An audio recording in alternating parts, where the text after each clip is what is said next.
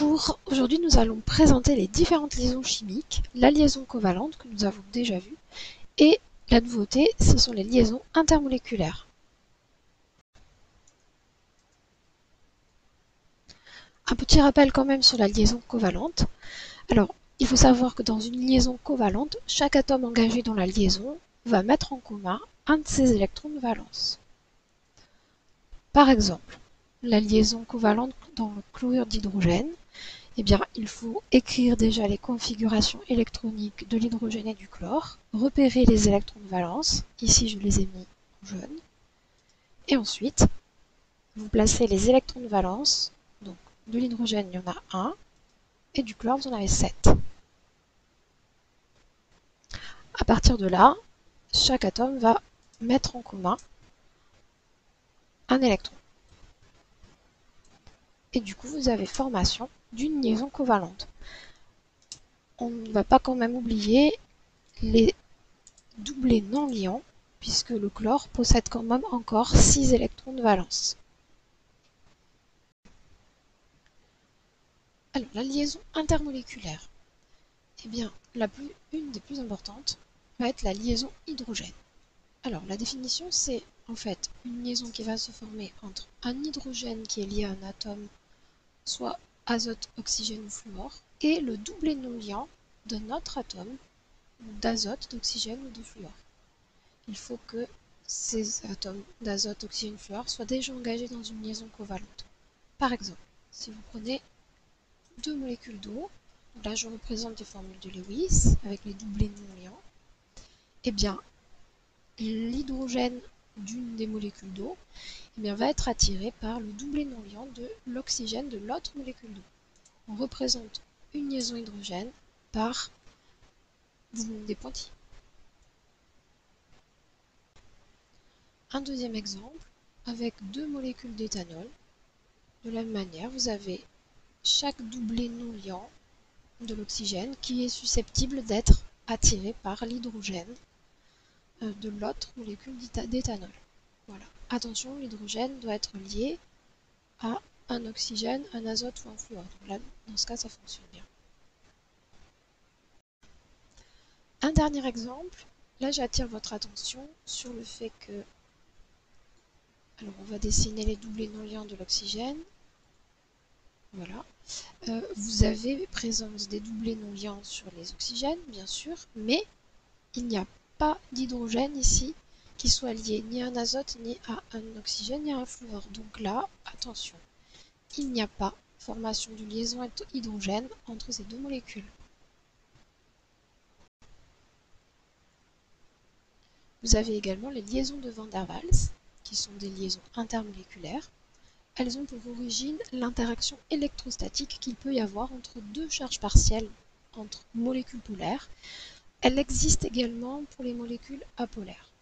Ce sont des liaisons attractives et donc qui sont stabilisantes.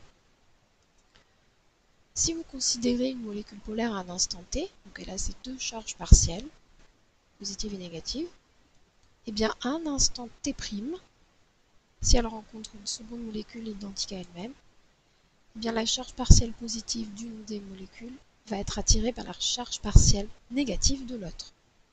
Et c'est donc là que s'établit la liaison de Van der Waals.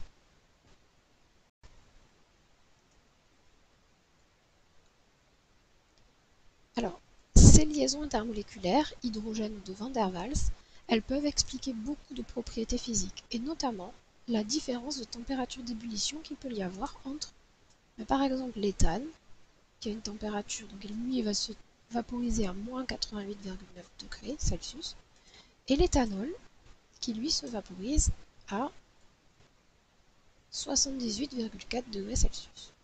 Alors la différence notable, c'est que l'éthanol va être capable de former des liaisons hydrogènes, ce que l'éthane ne peut pas faire.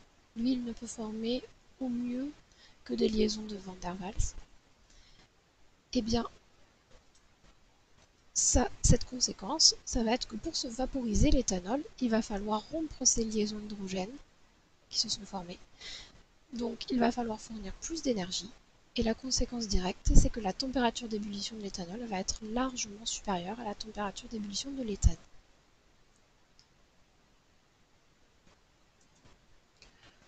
Alors, autre exemple, si on considère maintenant l'éthane, encore, et le propane. Donc là, aucune des deux ne peut faire de liaison hydrogène, elles ne peuvent faire que de liaison de Van der Waals.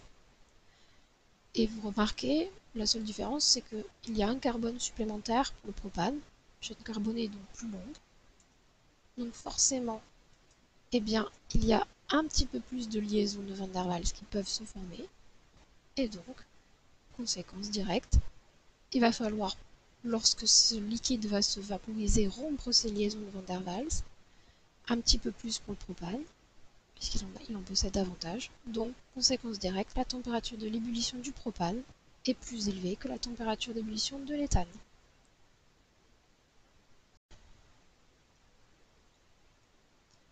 Avant de terminer, je voudrais quand même qu'on parle un peu de la force d'une liaison chimique.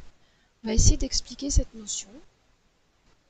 Donc on peut mesurer la force d'une liaison par l'énergie qu'il va falloir fournir pour casser cette liaison.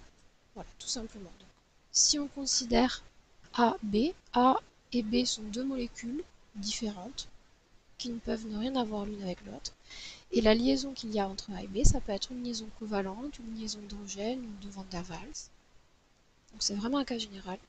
Si vous apportez de l'énergie, eh bien cette liaison, quelle qu'elle soit, elle va se rompre et vous allez former A et B. Vous allez les séparer. Cette énergie, on l'appelle énergie de liaison. Elle se note E et on peut la mesurer.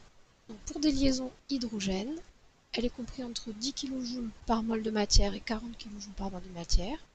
Pour des liaisons de Van der Waals, elle est plus faible, entre 0,1 et 10 kJ par mol de matière. Et puis pour des liaisons covalentes, vous remarquez qu'elle est largement supérieure, elle est comprise entre 100 kJ par mol de matière et 800. Donc on peut en conclure que la liaison covalente est beaucoup plus forte, beaucoup plus solide que la liaison hydrogène, elle-même plus solide que la liaison de Van der Waals. Voilà, c'est terminé, j'espère que vous avez compris cet extrait du cours. À bientôt!